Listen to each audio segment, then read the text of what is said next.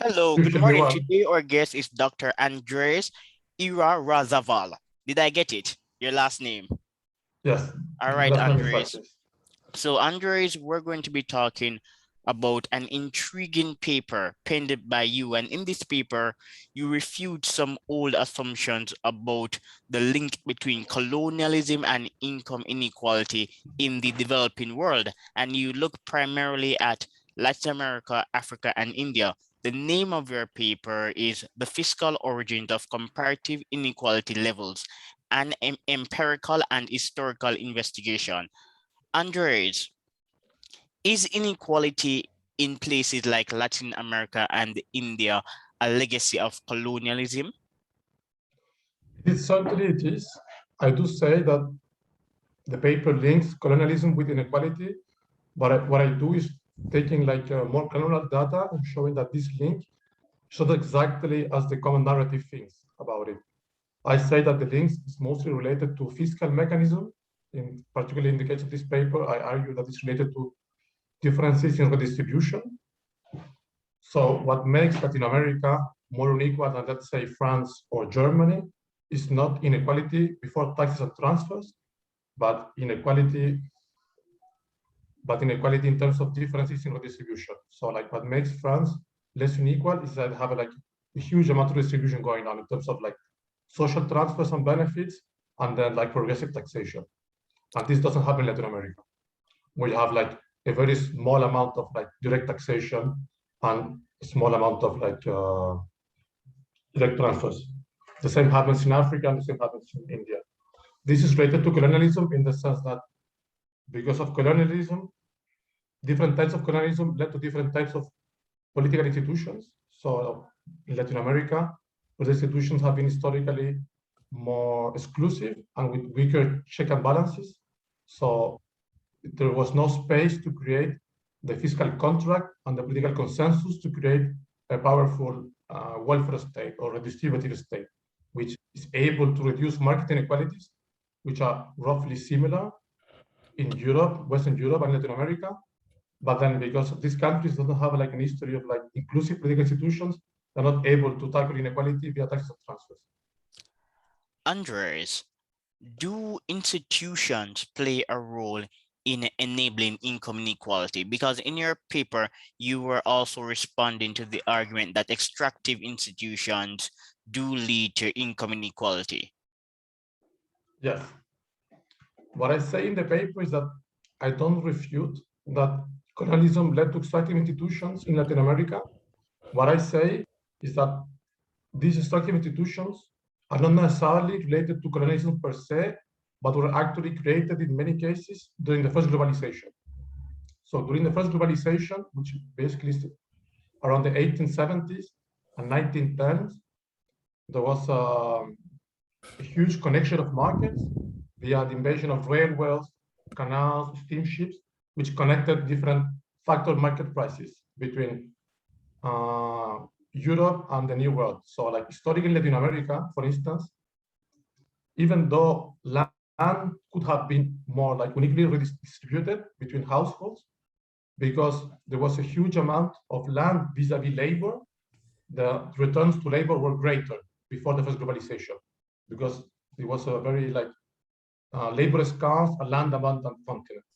Same in Africa. There was a lot of availability of land and a scarcity of labor. So when global factor prices converged during the first globalization, the returns to land increased enormously. And you see this all around the Americas, also in Africa. This makes that people who were the owners of land became richer vis-a-vis labor. So this happened all through the late 19th century. And this makes inequality to explode. And this also creates incentives for rent seeking, because there's a huge demand for commodities coming from Europe, which is industrializing, and then Latin America on the other continent respond, like extracting resources to kind of to capture the rents coming from this demand of commodities. And this create like unleashed rent seeking in the periphery, which makes, because they have weak check and balances, like empowered landed classes, because the returns to land are increasing, use this power to capture a huge amount of like land. So this increasing concentration of land, like Latin American haciendas increase their size. This by, for instance, like indigenous communities who used to have a lot of land in Latin America, for instance, and the same happens in other places. And this creates greater inequality. But this is a product of globalization, which interacts with weaker check and balances, which in turn are related to extractive colonialism. But then extractive colonialism not per se the cause of extreme inequality. Extreme inequality actually happened later in those places. Andres, did colonial elites collaborate with native elites to establish extractive institutions? In many cases they did, but it depends where, in the sense that if you look at Latin America, they were especially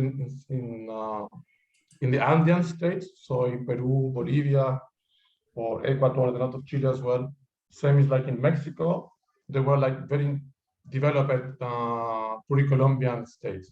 So you have the Inca Empire, like the Aztec, who themselves had already built their own extractive institutions. So they were tributary systems, forced labor institutions, and the Spaniards, when they arrived to the Americas, what they did is taking control of the institutions and putting themselves as the head of the institution. So they didn't necessarily create themselves new extractive institutions, but in many cases they reuse institutions that's already there, and they, in some cases, increase extractivity.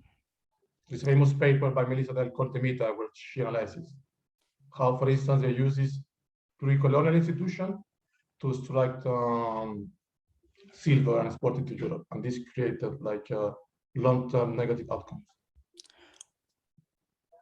But then in other places, this was less so the case, because there was not, for instance, like in North America or in New Zealand or Australia, because there were not many, not so to say, very intense institutional development before colonization. There, it's mostly European institutions were right. So in that case, they created their own institutions, so to say. Andres, did other parts of the world also have coercive labor institutions? You in your paper, you were also talking about this issue. You said that in Western countries, there were also exploitative labor institutions. Tell us a little about these institutions. Yes, because usually the common narrative kind of makes the point that Latin America during the colonial period, which is until the early 1800s, so 1810, so to say, Latin America was particularly extractive. So it was kind of a unique phenomena to have this intense amount of labor exploitation. But when you look at the bigger picture, you see that in many other places, in Asia, as in Europe, and in other continents, labor exploitation was the norm. So there was not such a thing as free labor. For instance, if you breach a contract in England until the 1875, it was seen as a criminal offense. So you could even go to jail for a contract breach. So it was not such thing as free labor. Like in France, before the fall of the old regime during the revolution, corporate labor was widespread, and then forced labor was the most common relationship outside cities in Western Europe. So same in Latin America. You see in Latin America, even during colonialism, you do have free labor happening in cities around services and other artisanal and that kind of things. And then forced labor is mostly happen in the mining and then agriculture, which is not so different than Europe. Was income inequality higher in the Western world before the 20th century?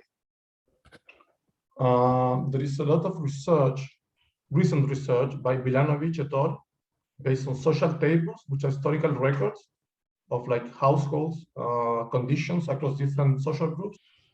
And what they do is that they reconstructed some inequality estimates based on these social tables, which are professional census or tax records, among many other bases. And when they show inequality in Latin America was lower most of the time than in Western Europe before the late 19th century. And which journal published this paper? I think I have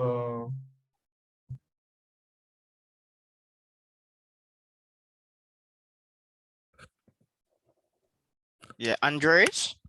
sorry, I have an issue. Yes, not a problem. So you're telling us about a paper on income inequality in Latin America because I asked the question, was income inequality higher in the West? And you were explaining the details of the paper. So I'm asking, what's the name of the journal that published it?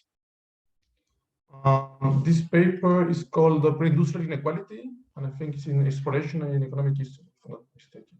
Okay, and the authors, what are their names? I'll tell you immediately. So the authors are Milanovic, Peter Lindert. Oh yeah, I'm familiar with that paper then. Yes, it's Yes, all Pre-Industrial right. Inequality, and then Milanovic published a new version in 2018, which includes new data. Yeah, so I'm familiar with that paper. Peter Lindert and Jeffrey Williamson were on the show some time ago. So Andreas, fiscal capacity, that's quite important. What is fiscal capacity and why is fiscal capacity lower in developing countries? So fiscal capacity is usually defined as the capacity of the state to extract fiscal revenue. So the capacity to collect the revenue from businesses, households, tariffs, etc. is usually measured as like tax to GDP ratio, but then often, because the most difficult part of fiscal capacity is to create direct taxation. So it's taxation to individuals. So usually it's also taken as direct taxation to GDP. And fiscal capacity is a combination of like the breadth of taxes. So how many households and businesses are covered by taxes, and also tax enforcement. What happens in Latin America, you have a combination of two things, which makes, same in Africa and India, which makes fiscal capacity to be so low, which is huge amounts of informality. So informality, by definition, is not taxed because it's not being checked by the state. So like, for instance, like informal labor can go up to 80%, like in Central America or India. So we have like huge amount of people who are not being taxed. So there is no income taxation to those people. And then the other factor is very weak enforcement. So like, there's not the legal capacity to enforce taxation. Plus, to increase taxes, you need something called like a fiscal contract, which is a concept developed by Tim Besley. So what he explains that to create a fiscal contract, you need the formation of credible commitments, which is basically the idea that the state says, I credibly commit to increase taxation, so to collect more taxes from individuals, but then I will use this taxation in your favor, in the favor of citizens. This will be either via greater investment in public goods or directly distributing back to citizens the income that I have collected via transfers or like social systems. So like this is what creates a fiscal contract. So people trust the state, so they are more willing to pay taxes. So it's higher tax compliance, and people like contribute more to the state because they know and they have the capacity to check the state because there is check and balances and enforce that these taxes that are collecting from me will not be spent in like protection of like vested interest or in corruption, but it will go to public goods and redistribution. Andres, why is there such a high level of informality in developing countries? Well, informality is kind of a symptom of weak fiscal capacity, basically. So like, you could see development countries, most of them have like broken states. So like dysfunctional state. They're not able to control all their territories. You can see it, for instance, in Latin America. There's a lot of territory being controlled by guerrillas, especially in Central America, or by mafias. So like they're not able to enforce the role of the state. And this makes that huge amount of population are not directly checked by the state, so they're informal. Also, there is a lot of literature who looks at informality as a direct cause of a very like inefficient bureaucracy.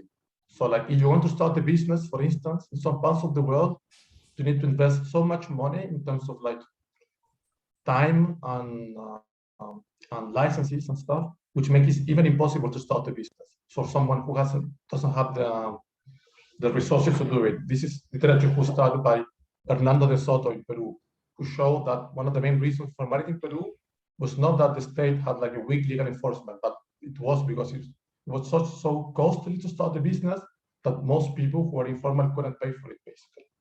And this is also reflected, for instance, in the doing business indicators of the World Bank, which shows how many days, how much money you need to invest, how many people you need, etc., to start the business. So in some places, it is very difficult to become formal. You have incentives to be informal because it's so costly. Yes, developing countries tend to be over-regulated. I've always said that in the developed world, there are two approaches to development.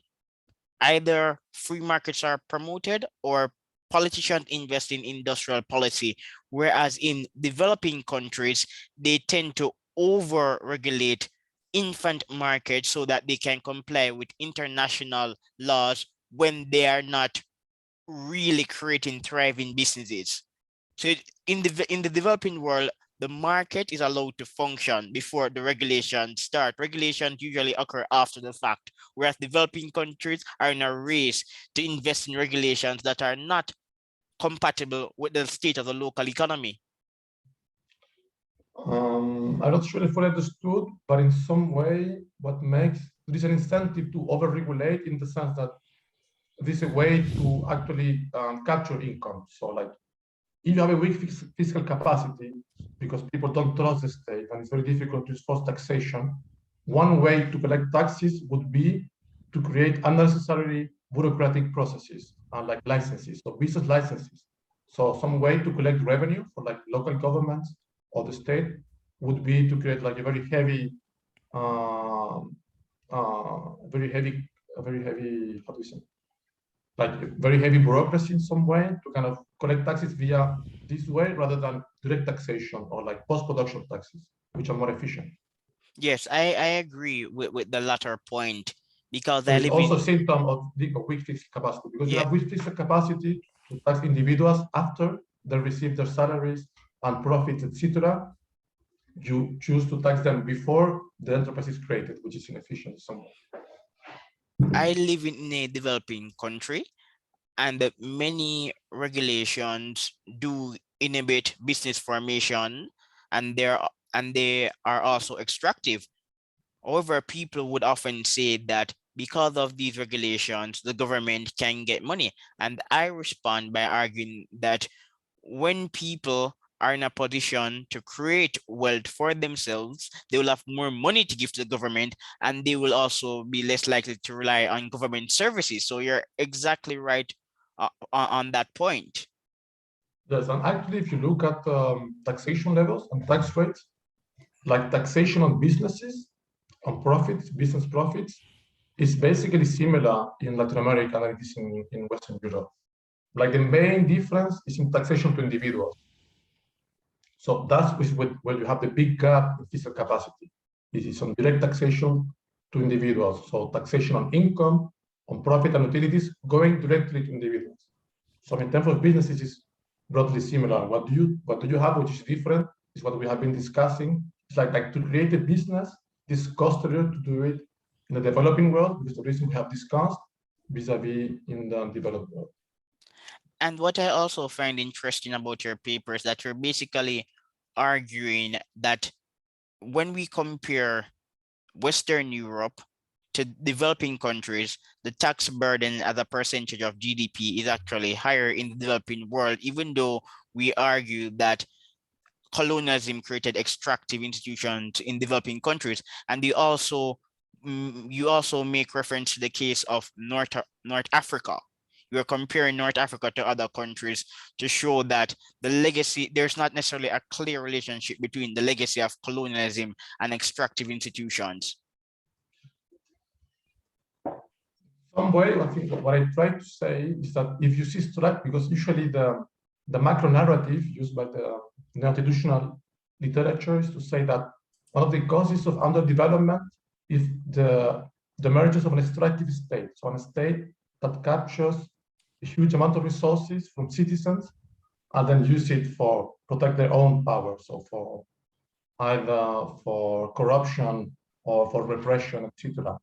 And what I try to say is it's not necessarily true in the sense that usually, like places who are supposed to be extractive have very weak extractive states. States are not able to collect almost very little taxes or very little resources from people.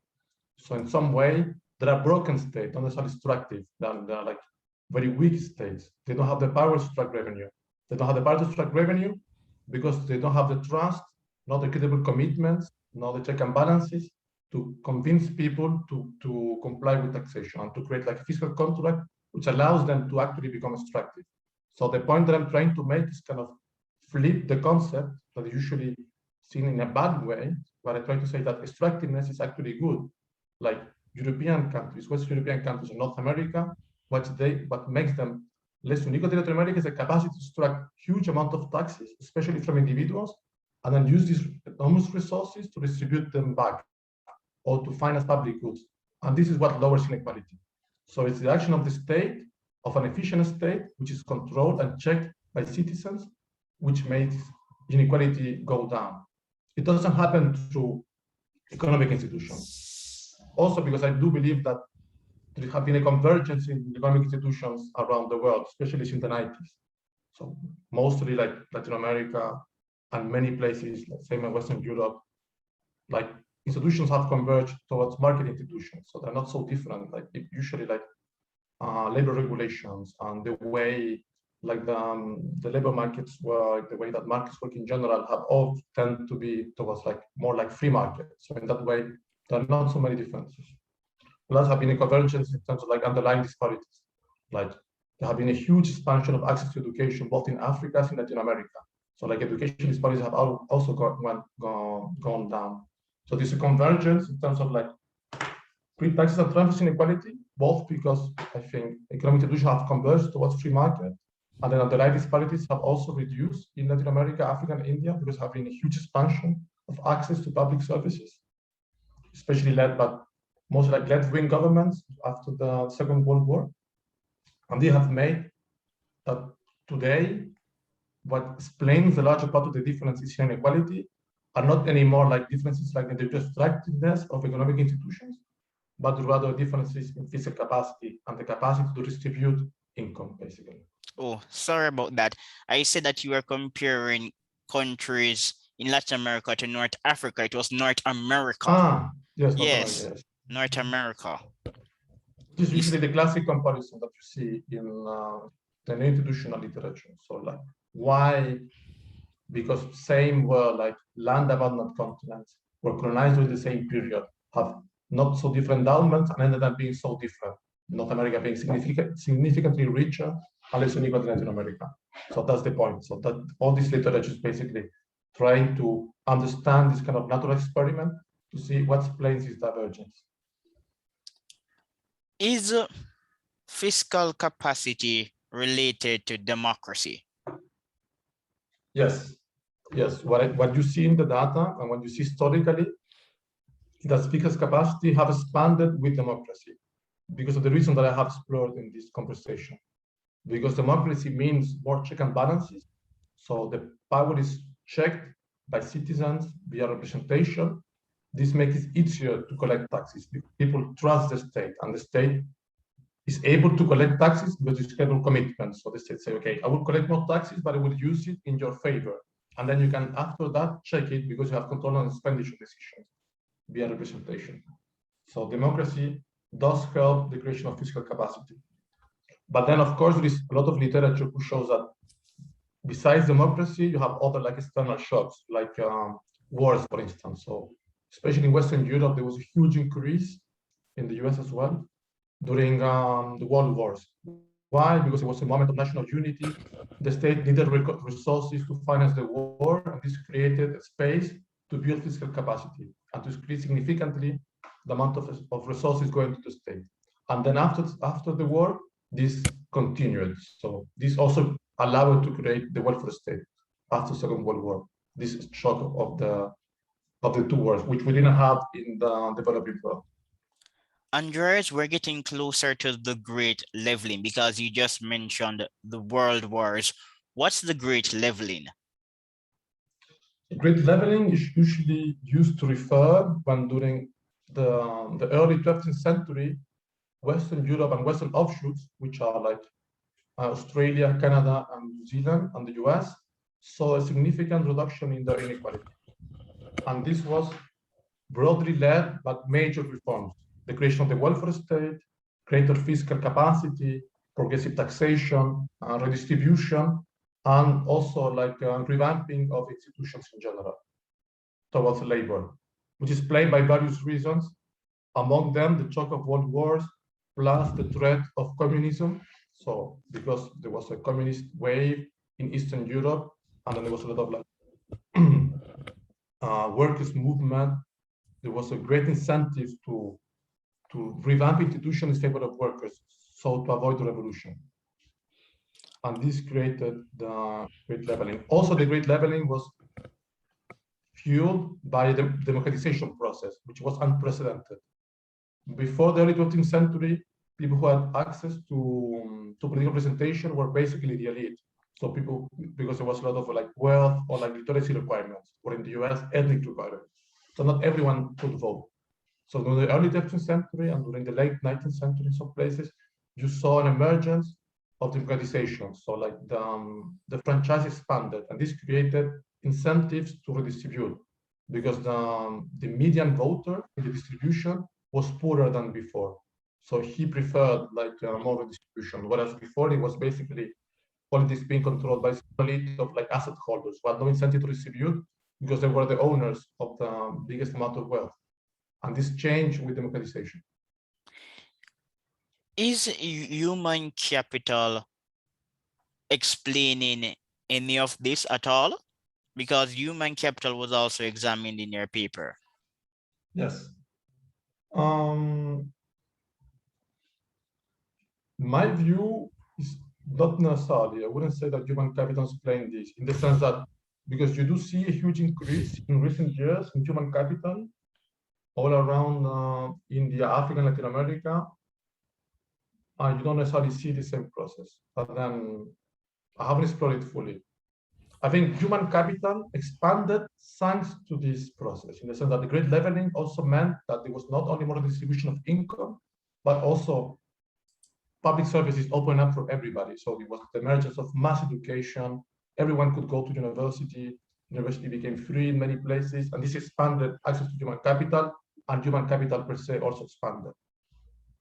You also see this in Latin America in recent years. Like human capital has increased enormously in the region, also because of democratization in part, and also because a lot of like reformist movement by populists, but then also led by democratization. Authoritarian leaders, would they have an interest in promoting democracies? Authoritarian leaders would have an interest in promoting democracy? Yes, would they? Because I remember reading your paper, and you talked about populism and the different types of leaders and why they would promote particular policies to promote stability and long-term interest, etc. I don't think so. The point that I made is that autocratic leaders have also incentives to redistribute via public services. So providing public services is also a way to create like a clientelistic network. So I provide you access to education, so I expect your support in the future. Also, the education, I can also promote, I can also make publicity for myself or create like national building instead of like unity. And this is many times what like autocrats do. So also because autocrats also want sometimes to industrialize the country, so they do make reforms towards like lower inequality, which is what you had in Latin America. Because most like populist leader autocrats mostly like left-wing inspired, so they do promote a lot of like industrialization, or try to at least, which also included expanding human capital and then access to public services in general to the historically disenfranchised masses. But then this is entirely different from saying that autocrats have incentives to increase democracy, which you don't see and you don't expect. They do the opposite. Usually when you have a populist leader arriving to power, you would make a lot of efforts to like undermine check and balances, which is what usually happens like via constitutional reforms, etc. All right. this is the last question. We're going to speak briefly, quite briefly, about Latin America. Is populism a negative or a positive for Latin America? Again, Is populism a negative or a positive for Latin America? I think it's very, very negative. I think it's very bad for the continent. I have historically been, because populism basically is a continuation of a type of autocracy, which is what O'Donnell, which is Argentinian political scientist, called delegative democracies. So you create a sort of democracy that is not representative but delegative. So people delegate power in an unchecked but elected leader, which in this case would be the populist, who has no incentives to create any political consensus or to form alliances because he's unchecked. Like the legislative power and the judiciary power doesn't actually have any power to control his decisions.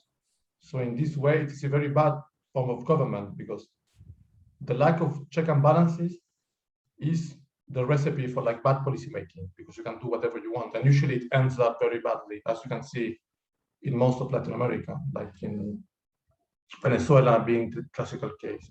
But you can also see with the Peronist Argentina and many other places. And this also is what explains the weaker, like populist leaders can make a lot of reforms in some way, which are usually not the best, but they're unable to build fiscal capacity because they're unable to build the credible commitments, not the political consensus to create fiscal capacity, because people will never trust an executive which is unchecked.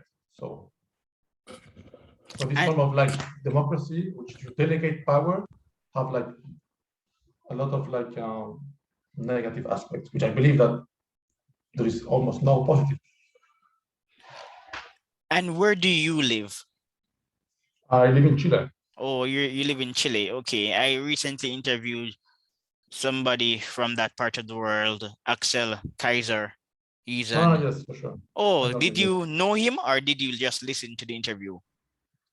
I saw the interview, but then I don't know him personally, but then I know his work and I know what I heard his views.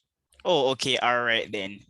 So I think that you're my second person from Chile. There's somebody else from Chile I'm trying to get on the show. I can't remember his last name at the moment, but he's an economist and he has written on malaria and pre-colonial institutions and their link to development. Emile, that's his name. Emile de Petrin. Hold on. Let me check.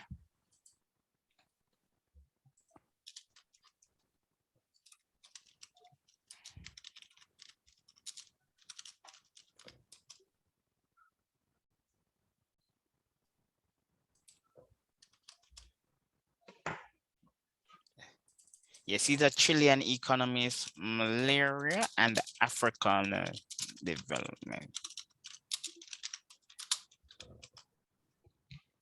Yes, Dimitri Chauvin, that's his name. I don't know him. Yes, I think he's also from Chile. But speaking to you has been a pleasure, Andreas, but we'll be wrapping up. So if you want, we can always speak again via email. Bye. Bye.